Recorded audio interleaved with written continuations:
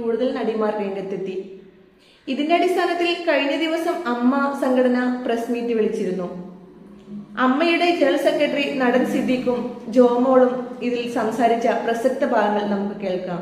ഇന്നേ വരെ എനിക്ക് എൻ്റെ അനുഭവം വെച്ച് പറഞ്ഞാൽ ഒരാൾ പോലും മോശമായിട്ട് സംസാരിക്കുകയോ നിങ്ങൾ പറയുന്ന പോലെ ഈ കഥയിൽ വന്ന് തട്ടുകയോ അല്ലെങ്കിൽ കൂടെ സഹകരിച്ചാൽ മാത്രമേ സിനിമയിൽ അഭിനയിക്കാൻ ചാൻസ് തരുള്ളൂ എന്നൊന്നും പറഞ്ഞത് അങ്ങനെ അനുഭവങ്ങൾ നമ്മളുടെ അടുത്ത് വന്നിട്ടുണ്ടെങ്കിൽ നമ്മൾ അറിഞ്ഞിട്ടുണ്ടെങ്കിൽ തീർച്ചയായിട്ടും നമ്മൾ അവരുടെ കൂടെ തന്നെ ഇത് സംസാരിക്കാൻ എത്ര വാങ്ങി എന്നുള്ളത്.